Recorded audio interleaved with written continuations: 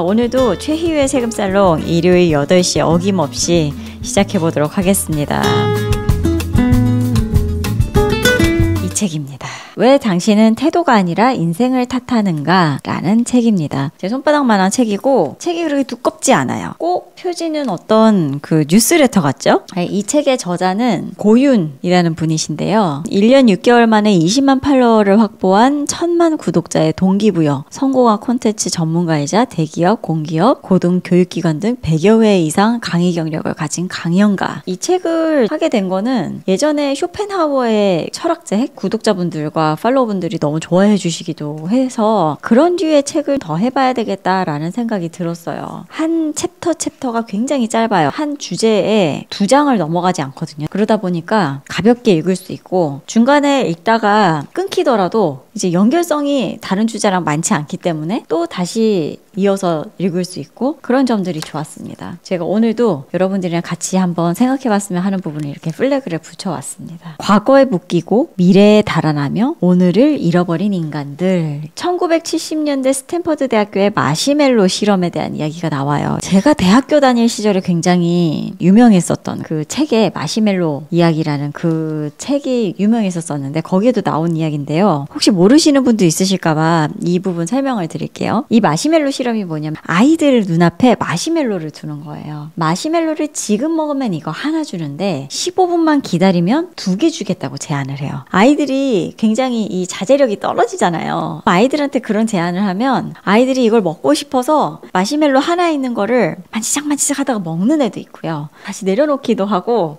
되게 재밌어요. 그걸 참고 있는 모습이. 근데 너무 흥미로운 거는요. 이걸 15분을 기다려서 2개를 얻은 친구들이 있을 거 아니에요. 그 아이들은 학업, 경력, 인간관계에 있어서 항상 더 높은 성취를 보였다는 거예요. 굉장히 의미가 있죠. 흥미로운 점은 결과를 가른 것이 미래를 상상하는 능력이 아니라 현재를 어떻게 다뤘느냐이다. 이 점을 꼬집습니다. 미래의 보상을 얻기 위해서 현재의 유혹을 다스리는 힘. 이게 아우구스티누스가 얘기한 현재의 무게다라는 이야기예요. 우리는 왜 당장의 일에 집중하지 못할까? 아마도 대부분 현재를 붙드는 훈련을 받아본 적이 없기 때문이다. 학교에서는 과거의 역사와 미래의 꿈을 배웠지만 지금이라는 시간을 다루는 법을 배우지 못했다. 그래서 우리는 오늘을 흘려보내면서 동시에 오늘을 잃어버린 불안에 시달린다. 문제의 해답은 의외로 단순하다. 오늘 말은 오늘 하고 오늘의 일은 오늘 하라는 것이다. 과거는 이미 지나갔고 미래는 아직 오지 않았다. 현재의 마음을 쏟지 못한다면 우리는 어디에도 존재하지 않는 시간을 살게 된다. 현재에 집중하는 의식이 없다면 우리가 바라는 어떤 미래도 열리지 않는다. 저는 이 부분을 읽으면서 어떤 생각을 많이 했냐면 예전에 제가 읽었었던 지금 하지 않으면 언제 하겠는가 팀 페리스의 책을 할 때 어떤 얘기가 있었냐면 그분이 이런 말씀을 하시더라고요. 왜 사람들이 미래를 그토록 걱정하는지 모르겠다. 이런 얘기를 하면서 오늘은 열심히 살지 않으면서 미래의 10년, 20년 뒤를 걱정하느라고 오늘을 그냥 날려버린다. 그게 잘못된 거 아니냐 이런 얘기를 꼬집는 부분이 나오거든요. 그거랑 이거랑 똑같은 얘기인 것 같아요. 아우구스티누스 이분이 언제적 고전의 사람이에요. 그때도 사람들이 이렇게 살았다는 거 아니에요. 미래는 한참 멀었고 과거는 이미 지나가서 바꿀 수 없다면 지금 내가 할 수 있는 거는 현재를 잘 사는 건데 현재는 그냥 흘려보내버리고 만다. 그런 내용이죠. 40대, 50대, 60대의 인생을 뒤집은 사람들의 공통점. 보통 우리가 40대, 50대, 60대가 되면 뭔가 도전을 하기에는 조금 늦었다라는 생각이 없지 않아 듭니다. 제가 86년생이거든요. 네, 이제 40이 됩니다. 요즘 들어서 어떤 생각이 드느냐면요. 그전까지는 제가 나이가 어떻다 이런 생각을 안 하다가 마음가짐이 달라지는 게 확실히 있는 것 같아요. 어떤 거냐면 30대 때는 뭔가 할 수 있는 모든 거를 한번 해봐야 된다. 어떤 도전이라도 해봐야 되겠다. 좀 그런 생각을 많이 하고 이걸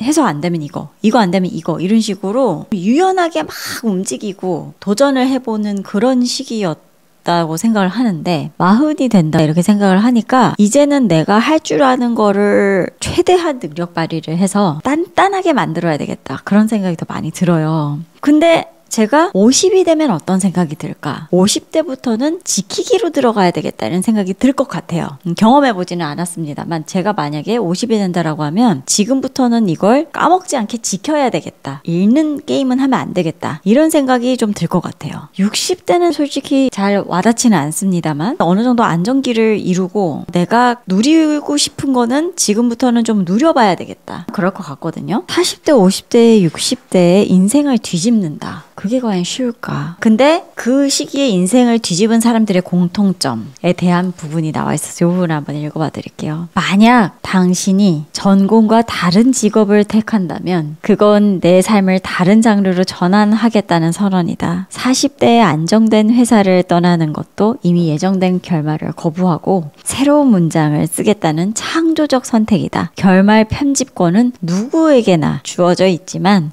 실제로 그 권한을 행사할지는 오롯이 개인의 선택에 달려있다. 당신은 처음으로 돌아가 시작을 바꿀 순 없지만 지금 이 자리에서 시작해 결말을 바꿀 수 있다. 이 문장은 언제든 인생의 결말을 다시 쓸 권리를 행사하라는 의미다. 나이, 환경, 상황은 결말을 단정짓는 요소가 아니라 오늘부터 새로운 결말을 만들어갈 초대장임을 명심하자. 실제로 레이 크록은 52세의 맥도날드를 세계적인 기업으로 키워냈고 하울랜드 샌더스는 65세에 KFC를 창업했으며 스탠리는 39세에 스파이더맨을 탄생시켜 만화 역사를 바꿨다. 베라 왕은 40세의 디자이너로 전향했고 사무엘 잭슨은 46세에 영화 펄프 픽션으로 스타덤에 올랐다. 그리고 지금 이 자리에서 당신 역시 새로운 인생을 시작할 수 있다. 저는 이 부분을 커피 마시면서 읽는데 되게 힘이 되더라고요. 출발점을 과거로 돌아가서 바꿀 수는 없지만 지금부터 바꾸면 결말이 바뀔 수 있다. 이런 얘기죠. 저는 내년에 40이 되는 삐약입니다만 이거를 읽는데 왜 이게 힘이 되죠? 잘 기억하는 일만큼 잘 잊는 일도 중요하다라는 제목입니다. 내가 본 것은 절대로 잊지 않는 능력이 있다면 얼마나 행복할까? 만약 이런 능력이 있다면 시험 공부를 단숨에 끝낼 수도 있고 사랑하는 사람과의 대화 하나하나를 완벽히 기억할 수도 있을 것이다. 그러나 현실은 이와 다르다. 가까운 사람의 번호와 생일을 잊고 아껴두었던 크림 브렐레는 몇 주 뒤 냉장고 구석에서 발견되곤 한다. 놀랍게도 알베르트 슈바이처는 이러한 망각을 삶의 필수적인 요소로 봤다. 행복은 좋은 건강과 나쁜 기억력일 뿐이다. 이런 게 있나 봐요. 과잉 기억 증후군. 한 환자는 자신에게 일어났던 일을 단 하루도 빠짐없이 기억해냈다. 하지만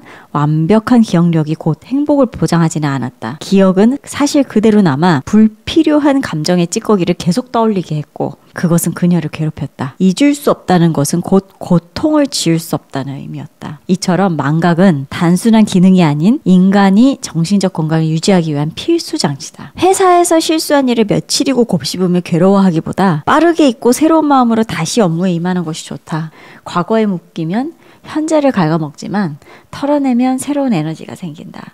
결국 중요한 것은 기억을 지우는 것이 아니라 감정의 찌꺼기를 덜어내는 것이다. 이것이야말로 행복을 위한 망각이다.